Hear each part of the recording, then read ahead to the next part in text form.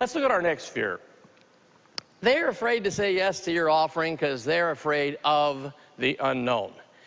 They've never heard of the product. They don't know what it's all about. This is why, for I would say 90% of you that are in sales, your whole process must be an education process where you are educating them as to the benefits they'll derive from owning your product. Yes, you are doing a sales presentation, but that's one reason why, and I'll share this with you, oftentimes we test students after they graduate from our training, and we follow them in their careers.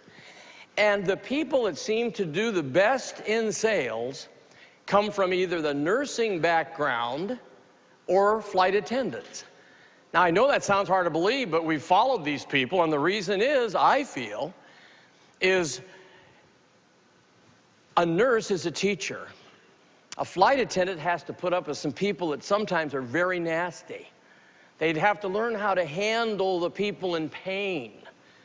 And that's really what you do in the sales process. You're having people who might feel a pain that you can solve with your product or service, and you've got to educate them and lead them in to feelings of ownership. Your next fear is because of a bad past experience. See, they had a bad past experience. They said yes to something, and gosh, I wish they had never seen it. And right away, you sound like that last person. And they go, we had that happen once before.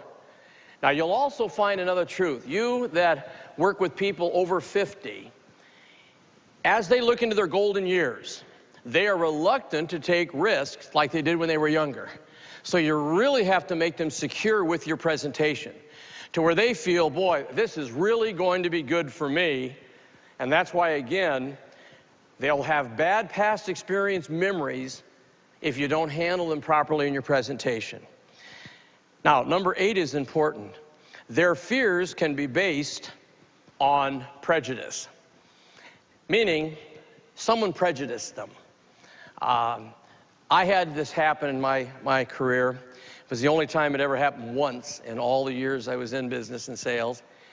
I had a couple who was definitely qualified, but after 2 years of working with them, I could never close a transaction, and the reason was they had been prejudiced. Now, prejudiced by number 9. Their fears were based on a third party. Their parents said they shouldn't do it, their grandparents said they shouldn't do it, and so they'd been prejudiced by a third party, and because of that, that fear of making the mistake, the fear of all the things we've talked about, overwhelmed them, and they could not go ahead. Now, your last fear is an interesting fear. It's a fear because of the words you say. Now, when I first started with you, I mentioned comparing selling to an art form and the great masters using oil and canvas, and we use words with people. And every word you say has one of two effects on people. Either it's a positive effect or it's a negative effect.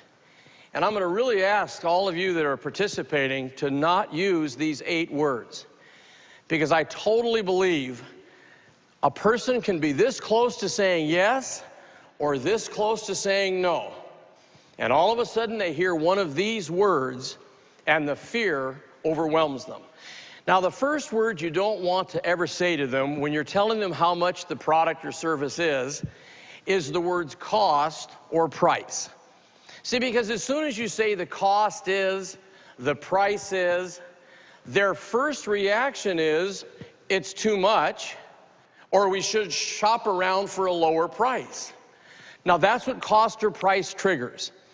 John, the price of this vehicle is $28,500. Right away, they go, that's a little higher than I thought. Maybe we should go up the street to another dealership. Or many people today are overwhelmed by the appreciation of what things have gone up to, and so you give them a price and it knocks them out. So I'm really going to ask you, when you tell people how much your product or service is, don't use cost or price.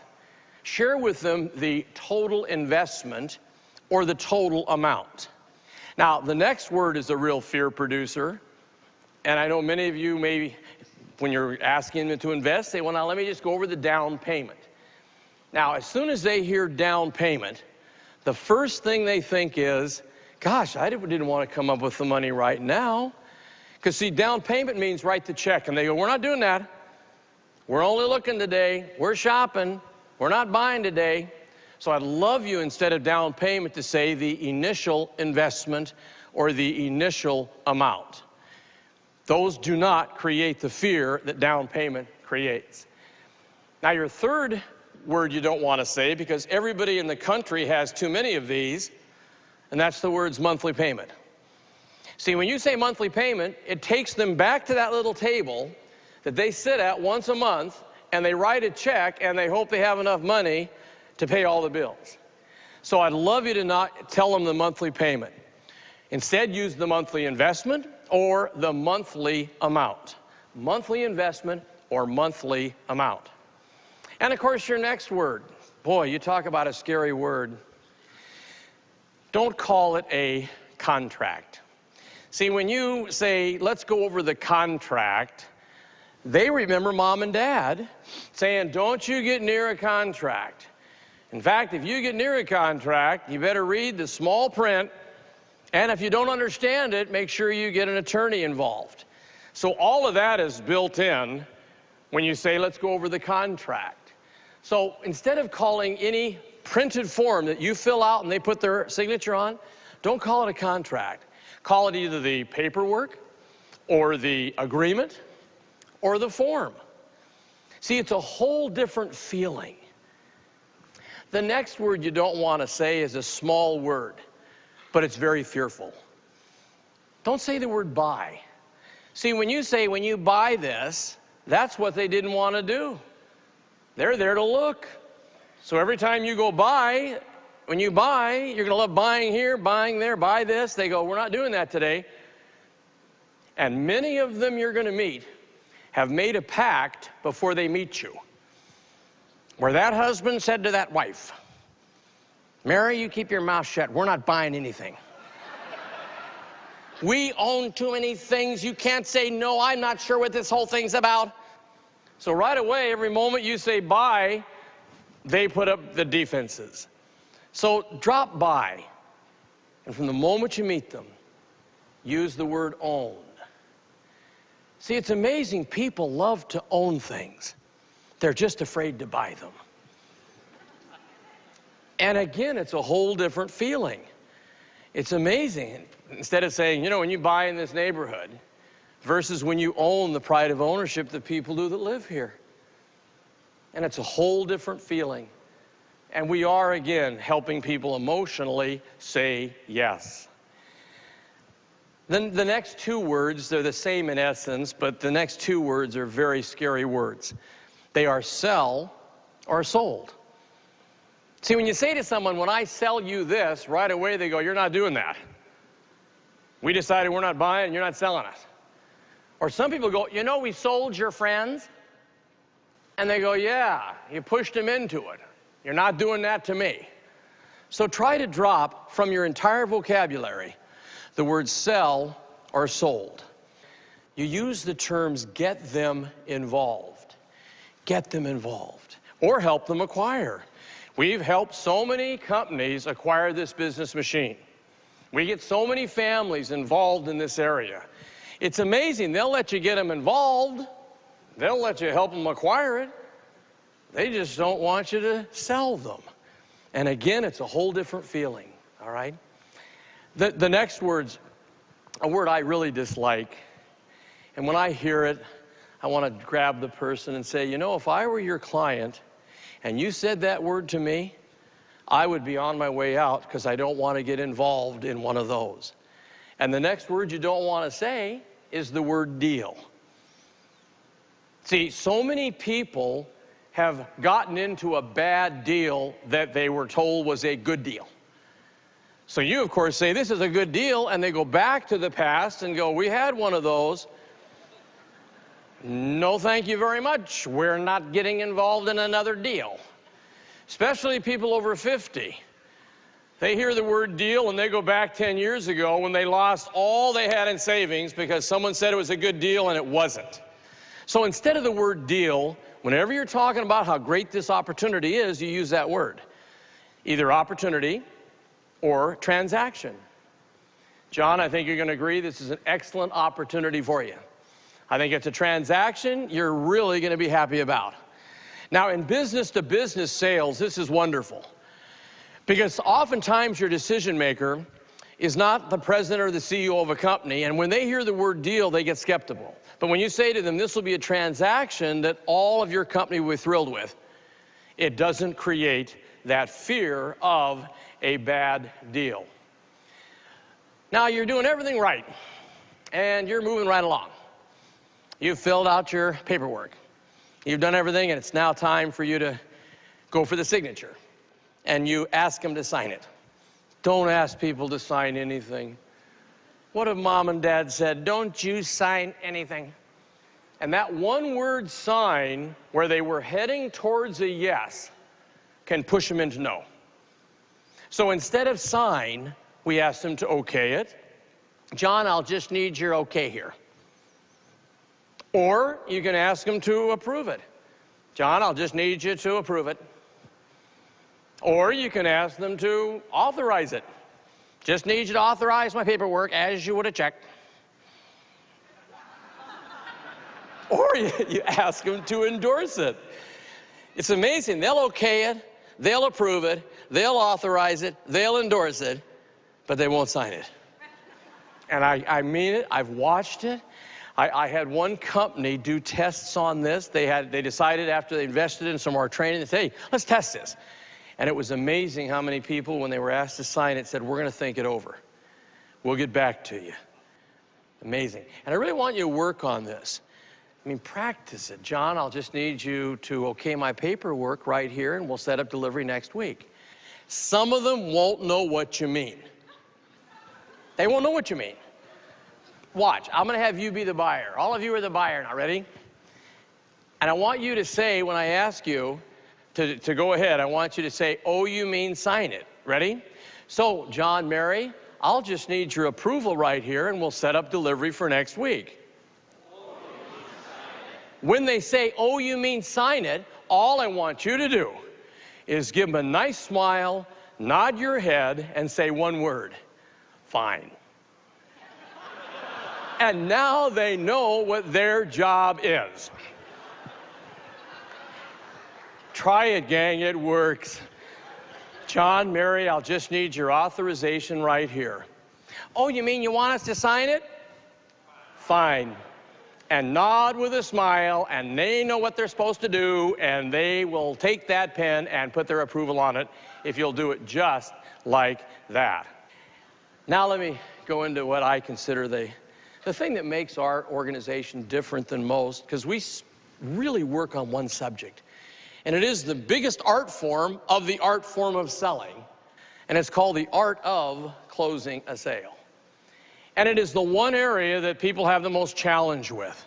They can prospect, they can make calls, they can usually do a decent presentation, but where they fall down is moving from giving information, sharing all the presentation, and then moving into the final closing of a sale. And this is an art form. Now, I will say this to you. If I were to walk on this stage, 5 of the highest paid people in the United States in sales, had them sit at a table or desk and do their presentations, you would see differences in the way they came across. But the same would be true of all of them. They would all end up getting the check because they have developed what they call their own closing style. And that's what you need to develop. Now, you can copy someone else and then take that and make it yours. Now, let me give you the definition of closing, because many people don't know it. It's professionally using a person's desire to own the benefits of your product, then blending your sincere desire to serve in helping a person make a decision that's truly good for them. See that? I made that in bold print, good for them. That's when you do the job right. Now, What really happens when you close a sale? You know, you are really doing 4 things.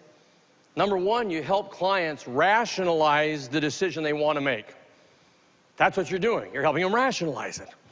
The second thing you're doing, number 2, is you help clients head off procrastination.